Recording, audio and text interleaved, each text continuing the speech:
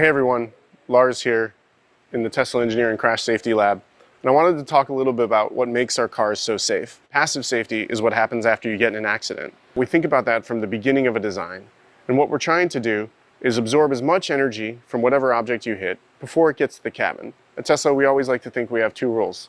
Number one, protect the occupant. Number two, protect the battery. See rule number one, protect the occupant. The way we do that is in a progressive nature of crash structure. This is what a car looks like underneath the skin. You have your bumper beam, your crush can, and then you have what we just debuted in Austin is our new front underbody casting. And what happens when you get into an accident is first the bumper beam crushes up, it progressively crushes up the crush can, absorbing the low speed energy under 20 miles per hour, and then we get into our casting.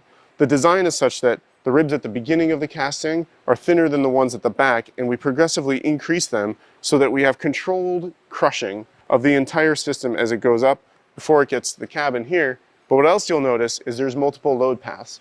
This is a higher load path for compatibility with other vehicles on the road. Sometimes we need a lower load path if you hit a different sized object.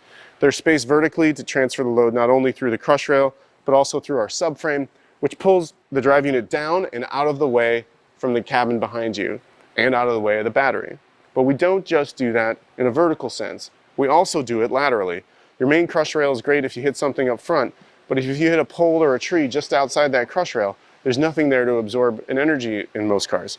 We put our lower load path just outside that crush rail, and we actually angle it so that if you hit something here, we start to absorb the energy, and then we push the car away from whatever object you hit to make sure that you're not getting crushed into that object. The backup structure is what protects the cabin after that, and we use both our door rings, the glass, and our battery to provide structure to hold all of this energy it's crushing up. But one of the things that's unique about all of Tesla's is the battery is super low. The lower center of gravity, in addition to our suspension, means our vehicles are less likely to roll over. So let's take a look at what a car looks like after a crash test and how these systems all work. So this here is actually a really special car.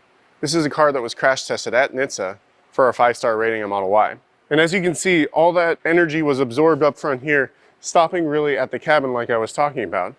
And we do such a good job of that that you can actually open the door and get out. And as you can see, aside from a little bit of white paint and some airbags blown off, the cabin looks like it was untouched. And that means the occupant inside has all of the room that they had before the accident to survive the accident.